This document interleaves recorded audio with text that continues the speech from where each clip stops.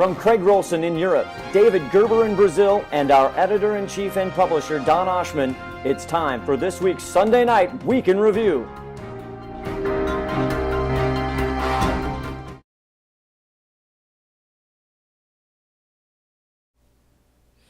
Good evening. It's time once again for the Sunday night edition of the HideNet Market Report Week in Review, covering North America, Europe, and Latin America, and this week in leather. It's Sunday, November 23rd, 2014. My name is Don Oshman, editor-in-chief and publisher of HideNet Market Reports. Excuse me.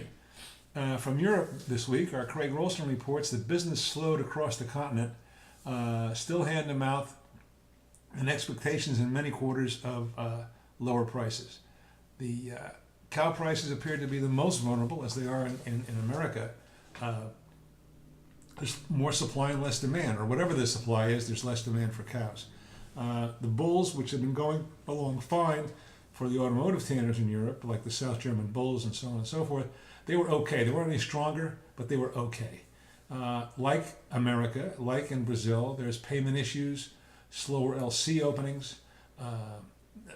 In America, it's claim season, probably the same thing in Europe. You know, there's the spring, summer, winter, and fall, and claim season sometimes as the market retreats, which is what's going on.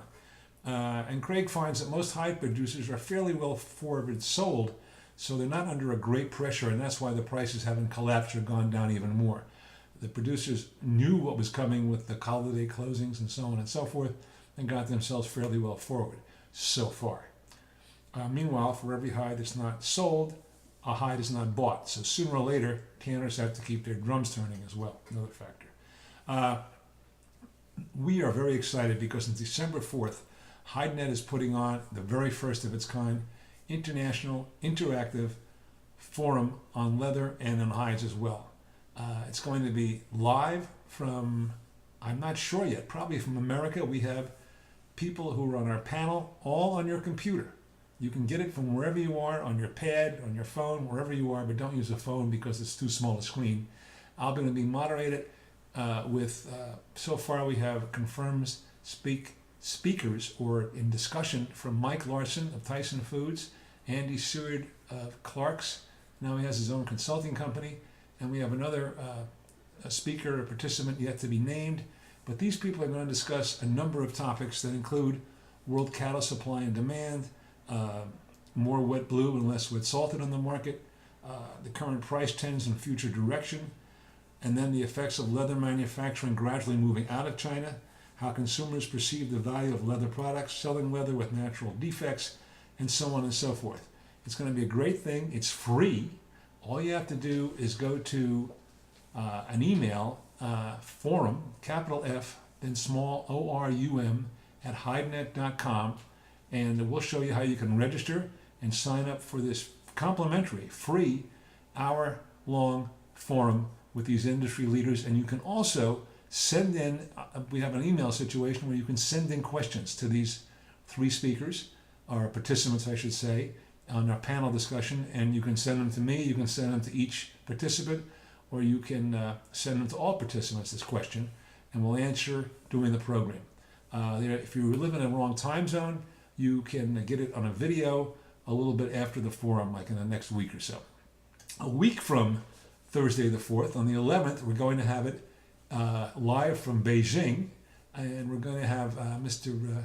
Su Cho Yang from the CLIA, plus his assistant, whose name I can't pronounce at this point, and some other members of the Chinese industry talking about these same topics from the Chinese tanner's point of view and the Chinese retail point of view. That should be a fascinating program as well. You can register for both events, albeit the one in China is going to be all in Mandarin. You can register for those by sending an email to forum, capital F and small ORUM, at hidenet.com, and we'll show you how you can register. So don't miss it. It's going to be terrific. A new groundbreaking thing. And we are also setting it up so that in 2015 we're going to do this 4 or 5 times again with different topics and different panelists, leading people in our industry. And it's like you don't have to get on a plane, you don't have to get a hotel room. You can just, in a sense, chat with these people via email and hear what they have to say about topics affecting all of us. You can also send in questions as well as comments. In North America this week, the market was lower between $1 and $3, depending on selection. As we wrote in our report, prices retreated. So that's what's going on there. For example, Wet Blue Texas, we're down to $126 CNF, and some think it might even go lower. So the Wet Blue market's under a little bit more pressure than the Wet Salted market. We had a week ago Friday, the steamship lines there's a big labor issue at the West Coast ports. There's this labor slowdown, so high shipments aren't being loaded, unloaded, incoming, outgoing, and the labor union made a slowdown. So ships aren't getting loaded, you can't get hides out, you can't get containers, and the steamship lines put on a surcharge of a lot, like $250 for a 40-foot container, and said they're going to raise it in December if the labor thing is not settled. It's been going on since July already. And then on Monday, after every shipper in the world, not just hides, complained, they rescinded the charges. So that was the news there. But there's still a problem getting hides on boats and getting other products shipped and imported.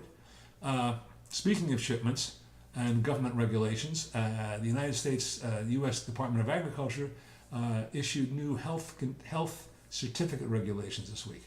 Also in this week's North American U.S. market report, we have a quarterly earnings report from Tyson and Yu-Yen.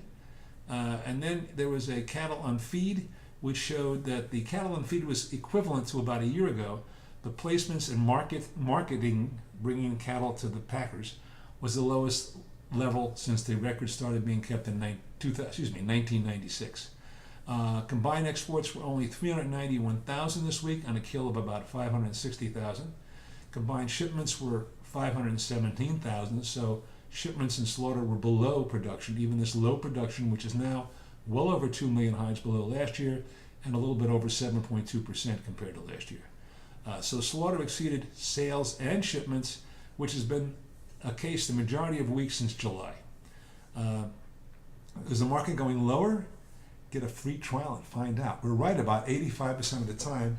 In our forecast, we tell you why we think it's going to happen, so you can put that with the information you have and then see what we have to say. Free trial, hidenet.com. Follow the steps for a subscription. Latin America, David Holes was traveling today, so we didn't get his report, but that'll be out tomorrow for those who subscribe or have a trial. Meanwhile, in Miami, in Leon, Mexico, the tanning center of Mexico, the World Footwear Congress had their second confab, got together, and they had over 800 attendees, very well attended, with participants from not every country in the world, but every hide leather industry country in the world. Tremendous attendance, great list of speakers. That just started today. It's going on for several days. We'll have more reports on that later. Argentine shoe upper crust for footwear in the Far East or wherever it is, that business is slowed, probably due to Chinese New Year is what our sources say. Buyers will book Argentine crust for non-automotive purposes, for footwear, if they can buy significantly lower, which is the same thing in North America this week and the same thing in Europe. Splits are lower, which makes it more difficult for tanners to pay more or pay the current price for hides. And Asian tanners, we also understand, are buying more Colombian wet blue as opposed to Brazilian wet blue because it's cheaper.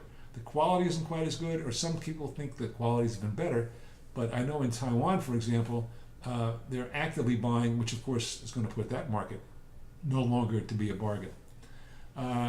This week in leather, we talk about the West Coast port disruptions, which I just explained to you. We talked about luxury brands and how the profits are coming down and the volume is coming down on the purses and accessories. We talk about the Chinese economy is experiencing, quote, one report said, a period of pain. And we talked about Wolverine shifting production to Vietnam, and we're running out of time.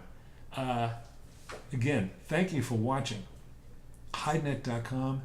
Don't miss a chance to watch this forum. It's going to be terrific. December 4th. Thanks. Bye.